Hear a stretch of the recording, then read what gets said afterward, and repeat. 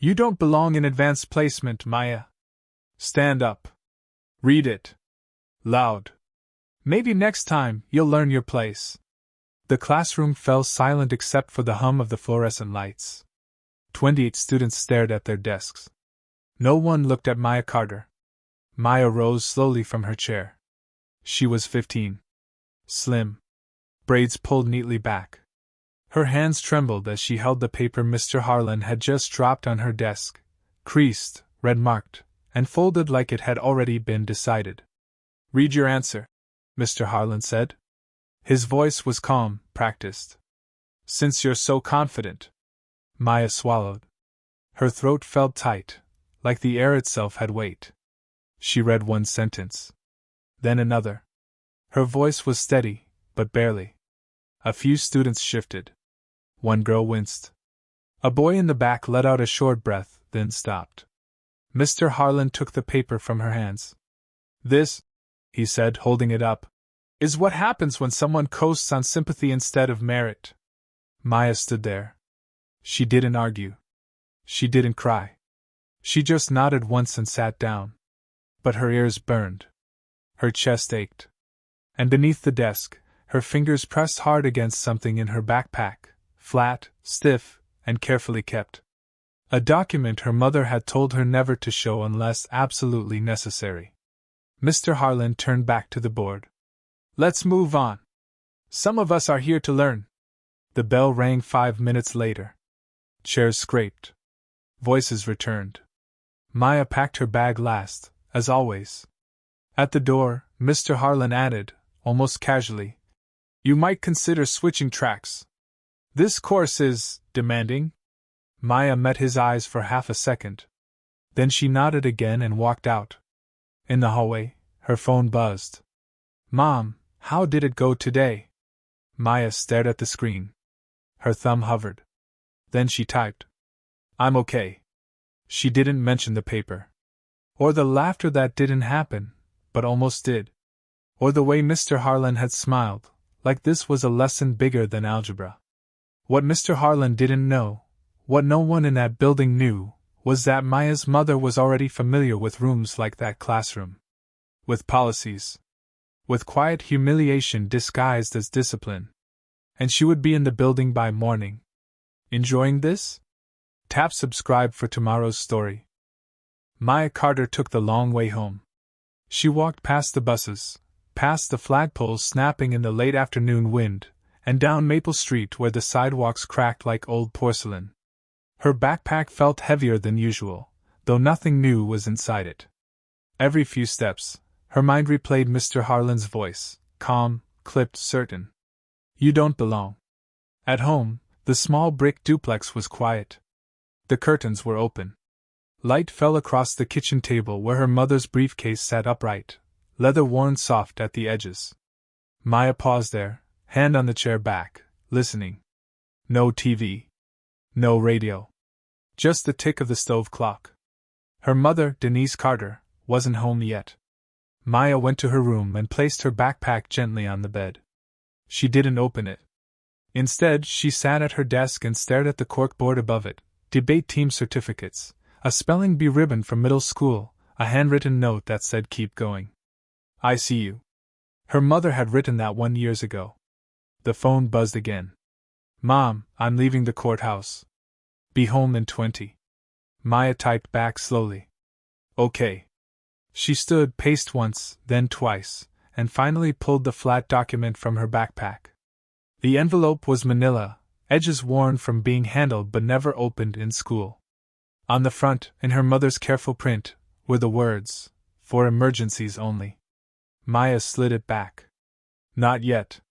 When Denise came in, she hung her coat neatly, set her keys down, and smiled like she always did. Tall. Composed. Hair pulled back. Her voice warm, steady. Hey, baby. You hungry? Maya nodded. They ate quietly, chicken, rice, green beans. Normal. Safe. Denise watched her daughter closely without staring, noticing the way Maya pushed food around her plate. How was school? Denise asked. Maya's fork paused. Just for a beat. It was fine. she said. The words came easy. Too easy. Denise didn't challenge her. She never forced the door open. Instead, she reached for her water glass and said, Mr. Harlan still teaching advanced placement? Maya looked up. Yes, ma'am. Denise nodded once. He was new when I read the district files last year. That landed softly, but it landed. Later, Maya lay in bed listening to the low murmur of her mother's voice through the wall, phone calls, measured sentences, pauses where other people spoke. The kind of conversations that carried weight without raising volume. The next morning, the school buzzed with small talk and lockers slamming shut. Maya took her seat before the bell. Mr. Harlan entered briskly, tie straight, coffee in hand. He didn't look at her. Halfway through class, there was a knock. A woman from the front office stepped in. Mr. Harlan? Administration needs to see you. He frowned, annoyed. Now? Yes. Now. The room went still. Mr. Harlan set his coffee down and followed her out without a word. Maya stared at the empty doorway. Her heart thudded, not fast, not slow, just heavy. 5 minutes passed. Then 10. When Mr. Harlan returned, his face was tight. He avoided the student's eyes and went straight to his desk. Open your books, he said. Page 180. Maya opened hers, but her hands shook. At the end of class, as students filed out, Mr. Harlan stopped her with a raised finger. Ms. Carter, he said quietly. Stay. The room emptied. The door clicked shut. He looked at her, really looked this time, and his voice had changed. We need to talk, he said. Maya stood beside her desk, hands folded the way she'd learned to do when adults were disappointed. The classroom felt smaller without the other students, desks like silent witnesses, the boards still marked with equations no one had erased. Mr. Harlan cleared his throat. You're doing fine academically, he said. But participation matters. Maya nodded. Yes, sir. He shifted his weight. Advanced placement isn't just about answers. It's about confidence. Presence. Maya said nothing. She watched the second hand on the wall clock jerk forward, one click at a time. You don't advocate for yourself, he continued. That can be misread. Misread. The word lingered. Am I in trouble? Maya asked. Mr. Harlan paused. No. Not officially.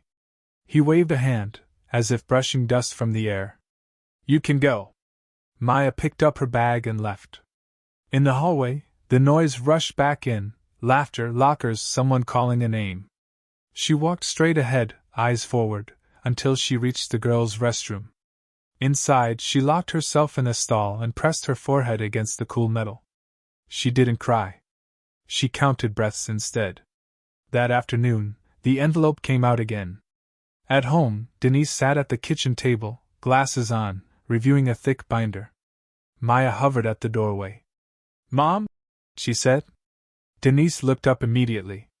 What's wrong? Maya walked over and placed the envelope on the table. He said I don't belong? Again. Denise didn't open it. She rested her hand on top of the envelope, fingers still. Did he say that in front of others? She asked. Yes, ma'am. Did anyone intervene? Maya shook her head. Denise exhaled slowly. Not anger. Control. Okay, she said. Thank you for telling me. She stood, walked to the window, and looked out for a long moment. Then she turned back, already composed. I need you to do something for me, Denise said. Tomorrow you go to class. You take notes. You do not argue. You do not explain yourself. Maya frowned. But I will handle the rest, Denise said gently. That's my job. The next day, a district-wide email went out just after lunch. Teachers glanced at their screens. Administrators closed office doors. Subject: Classroom Conduct Review. Immediate compliance required. Mr. Harlan read it twice. Then a third time. At 2:17 p.m., 2 adults entered his classroom during independent work time. One was the vice principal. The other was a woman in a charcoal suit, posture straight, eyes calm. "Mr. Harlan," the vice principal said. "This is Ms. Denise Carter." Denise smiled politely. "Good afternoon." Mr. Harlan nodded, confused. "Is there an issue?" "There are questions," Denise replied. "About instructional conduct and compliance with district equity standards." Maya's pen froze midword. Mr. Harlan gestured toward the hallway. "We can talk outside." Denise didn't move. "I'd prefer we speak here." The room went still. Students looked up. Phones slid quietly into laps. Denise turned slightly, her gaze landing on Maya for the briefest second, just enough to steady her. "Let's begin," Denise said. "With yesterday's incident." Mr. Harlan's face tightened. "I'm not sure what you're referring to." Denise opened her briefcase and removed a thin folder. Inside were printed emails, dates highlighted, margins annotated. "You will," she said calmly. "By the end of this conversation." The vice principal cleared his throat. "Students, continue working," he said, though no one moved. "Eyes on your papers." Denise placed the folder on the front desk but didn't open it yet. "Mr. Harlan," she said, voice even, "do you recall asking my daughter to stand and read her graded assignment aloud yesterday?" Mr. Harlan straightened. "I employ cold calling techniques." "They're allowed?" "Yes," Denise said. "When applied equitably." She opened the folder. The soft sound of paper carried farther than it should have. "These are classroom observation logs," Denise continued. 6 weeks' worth. Publicly available through district requests. Mr. Harlan's brow furrowed. "Observation logs are confidential." "Not after redaction," Denise replied. "And not when they show a pattern." The vice principal shifted, uncomfortable. "Ms. Carter, perhaps." Denise held up a hand, not looking at him. "In 12 classes observed," she said, "you asked 3 students to read graded work aloud after receiving below average marks. All 3 were black. All 3 were female." A murmur rippled through the room before the vice principal cut it off with a sharp look. Mr. Harlan's jaw tightened. "Correlation is not intent," Denise finished. "Correct. Which is why we look at impact." She slid another page forward. "This is your syllabus. Page 3. The participation policy. It states feedback will be provided privately unless a student volunteers." Mr. Harlan glanced down. His face drained of color. "I also reviewed your email correspondence," Denise went on. "You described Maya as quiet and lacking presence. Those were your words." Maya stared at her desk, heart pounding. The room felt charged, like the moment before a storm breaks. The vice principal spoke carefully. "Ms. Carter, what is your role here?" Denise turned to him fully now. "I'm a parent." A pause.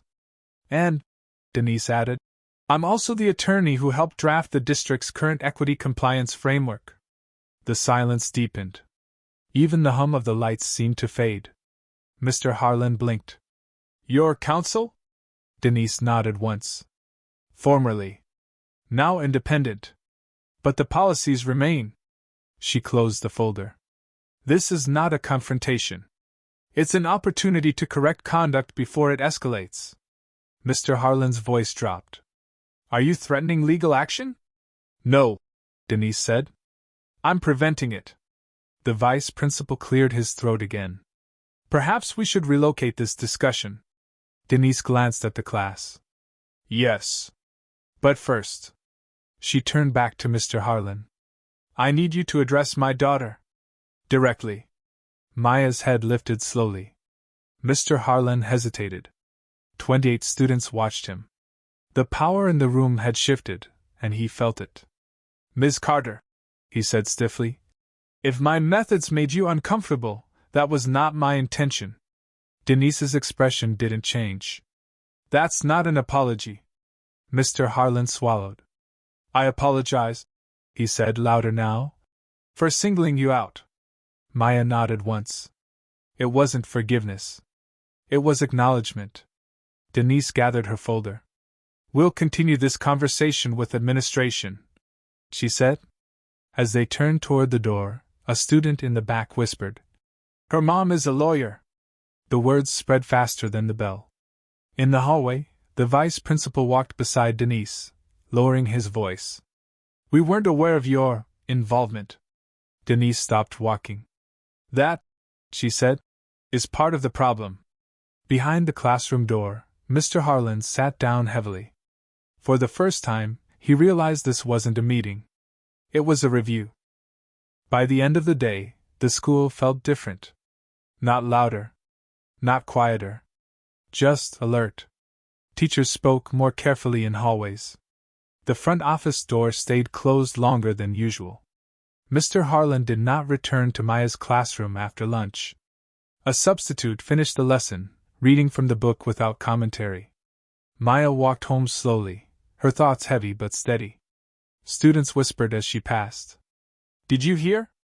That was her mom. He got called out." She didn't respond.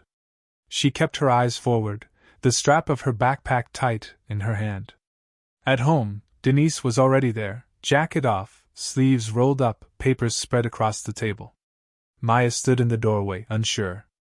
"Come sit," Denise said gently. Maya did. "Am I in trouble?" Denise looked at her fully now. "No. You were never in trouble." Maya let out a breath she hadn't realized she was holding. "They're opening a formal review," Denise continued. "Not just about you. About classroom conduct across departments." Maya nodded. "Will he hate me?" Denise paused. "That's not your burden to carry." That night, Maya dreamed of standing in the classroom again. But this time, when Mr. Harlan called her name, the room didn't close in. It widened. The next week, notices appeared in teacher mailboxes. Mandatory equity refresher training. Observation rotations. Anonymous reporting channels reopened. Mr. Harlan was reassigned temporarily to curriculum review. No announcement.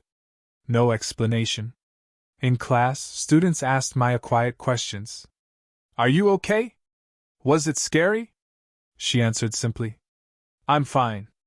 But inside, something was shifting. At the end of the week, the principal called Maya to the office. Denise sat beside her, calm as ever. "We want to apologize," the principal said. "And we want to thank you." Maya blinked. "For what?" "For documenting," he said. "For staying engaged. For showing us where we failed." Maya glanced at her mother. "We're also revising placement reviews," the principal added. "Your performance speaks for itself." As they left the office, Maya asked softly, "Did you plan all this?" Denise smiled faintly. "I planned to listen." The rest followed. Outside, the late afternoon sun stretched long shadows across the parking lot. Maya walked beside her mother, shoulders lighter than they'd been in months. Behind them, inside the building, emails were being drafted. Meetings scheduled. Policies reread with new eyes. The system hadn't changed yet. But it had been forced to look at itself. And that was only the beginning. The first sign came quietly. A single line buried in a district memo, forwarded late on a Friday afternoon, when most teachers were already thinking about the weekend. Subject: External Compliance Audit, Instructional Equity Effective Date, Immediate. Denise read it twice at the kitchen table while Maya worked on homework nearby. She closed her laptop slowly. "They've escalated," Denise said. Maya looked up. "Is that bad?" "It's serious," Denise replied. "For everyone." By Monday, unfamiliar faces walked the halls of the school, men and women with badges clipped to their jackets, notebooks in hand, eyes observant but unreadable. They sat in classrooms. They reviewed lesson plans. They asked careful questions. This wasn't just about Mr. Harlan anymore. In the teacher's lounge, voices dropped when Maya passed. Some were sympathetic. Others were tight with worry. "She's the reason," someone whispered once. Maya heard it. She kept walking. That afternoon, Denise was called downtown for a closed-door meeting. She returned later than usual, her expression composed but thoughtful. They traced the framework, Denise said finally. All the way back. Back to what? Maya asked. To the pilot policy, Denise replied. The one this district adopted 5 years ago. Maya frowned. You worked on that? Yes, Denise said. But I didn't implement it. She stood and retrieved the manila envelope from the drawer, the one Maya had been carrying for years. She placed it between them on the table and opened it for the first time. Inside were affidavits, draft notes, early warning reports, and a signed recommendation that had never been acted on. Maya scanned the pages, eyes widening. This says the policy wasn't enforced. It says it was selectively enforced, Denise corrected. In ways that protected outcomes, not students. Maya swallowed. So what happens now? Denise met her gaze. Now the district has to answer a harder question. The audit findings came faster than anyone expected. A week later, the school board announced a special session. Closed to the public. Phones surrendered at the door. Administrators called in one by one. Mr. Harlan was among them. When he emerged hours later, his face was pale. He didn't speak to anyone. He walked straight to his car and drove away. That evening, a second memo circulated, this one impossible to ignore. Subject: personnel actions, pending review. Mr. Harlan's name was listed. Not alone. Maya stared at the screen when a classmate showed her.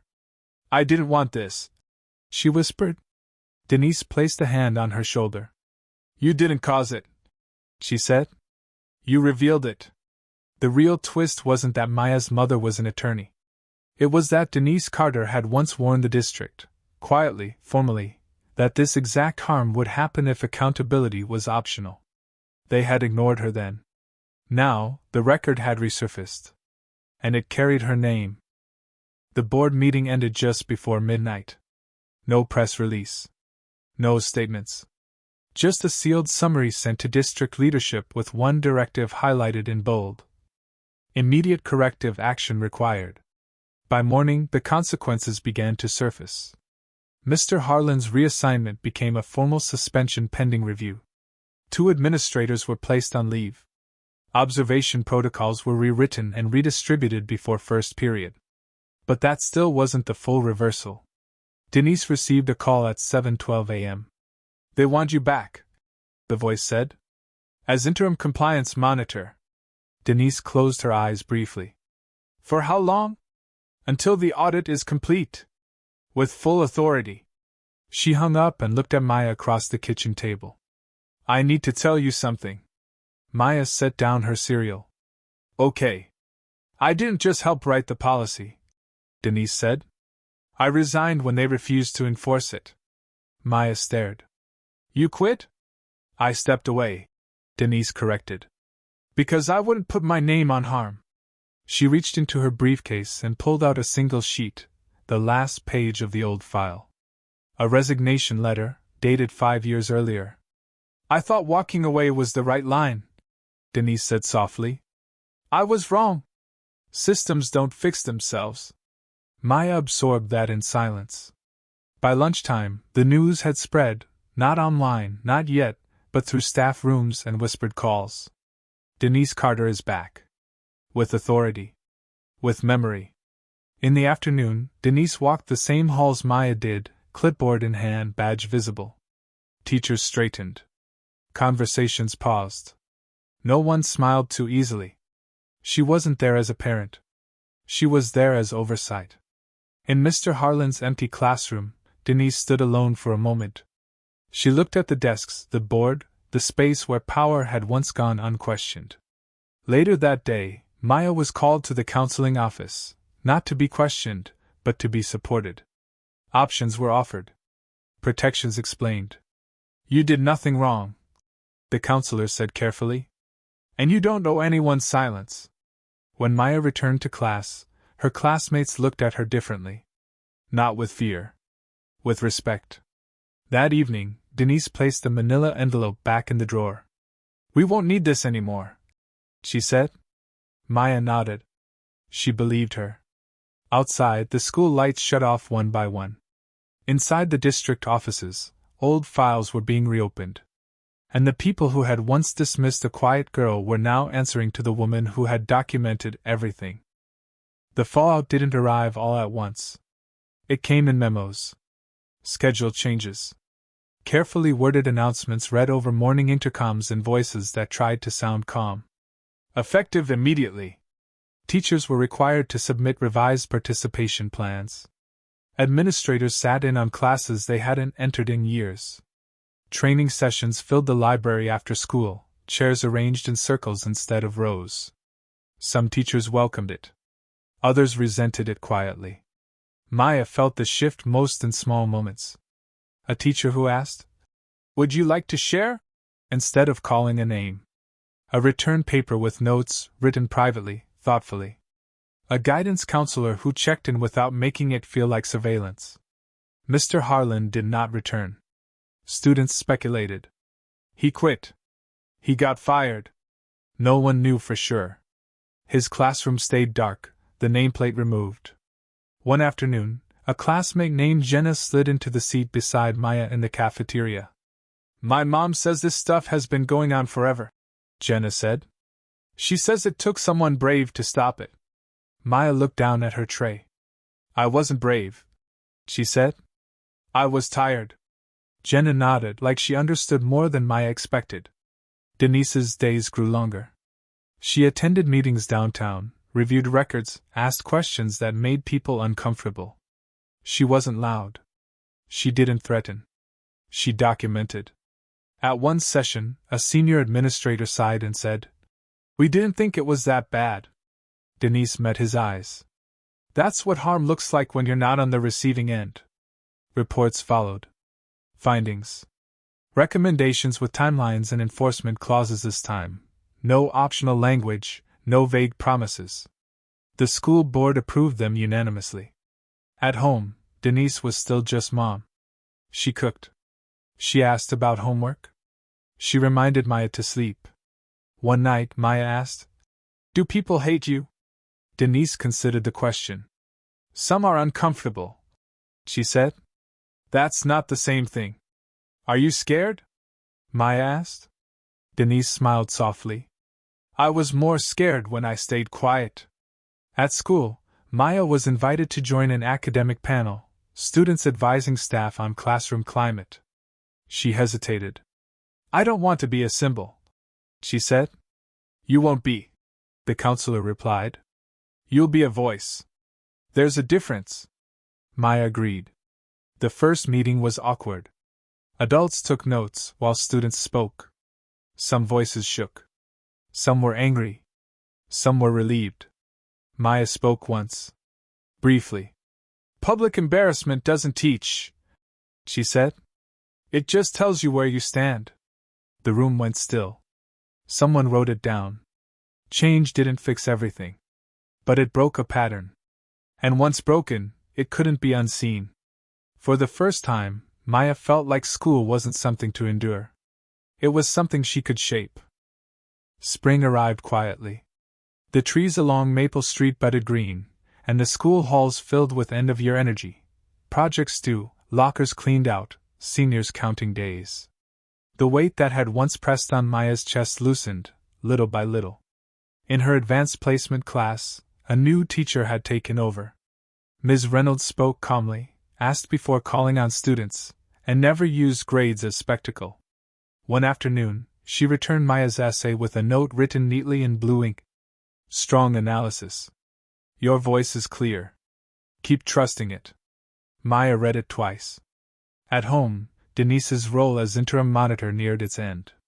The final report was complete, signed, archived, enforceable.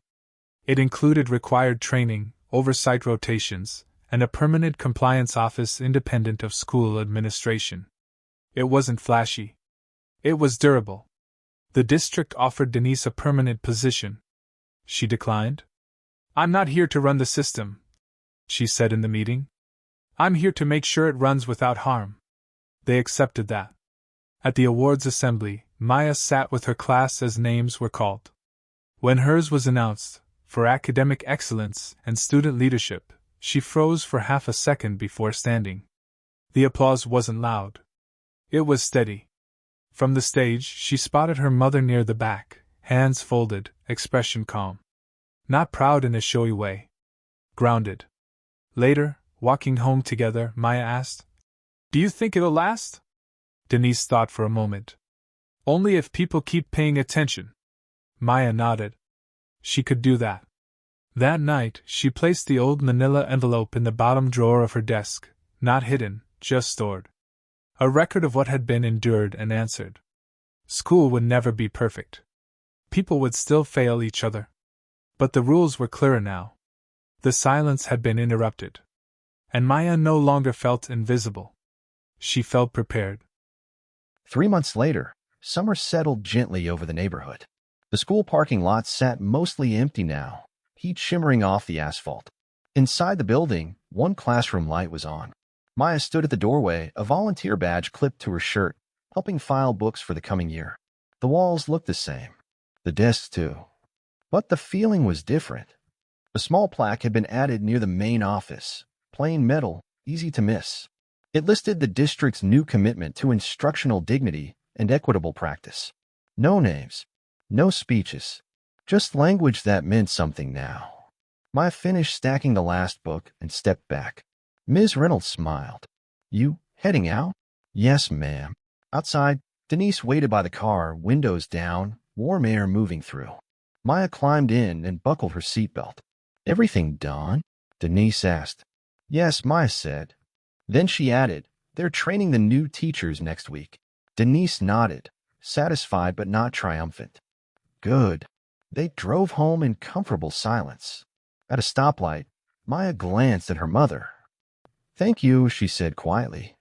Denise looked over. "For what?" "For believing me," Maya said. Before it was proven, Denise reached over and squeezed her hand once. "That's the easiest part of being your mother." At home, Maya went to her room and opened the bottom drawer of her desk. She took out the manila envelope one last time. The papers inside were neat, unchanged. She didn't read them. She closed the envelope, placed it back, and shut the drawer. Outside, children laughed somewhere down the block. A lawnmower hummed. Ordinary sounds. Safe sounds. Maya sat at her desk and opened a new notebook, blank pages catching the light. She wrote her name at the top, steady and sure. She wasn't quiet because she was small. She was quiet because she was listening. And now she knew exactly when to speak. Andy, thanks for watching.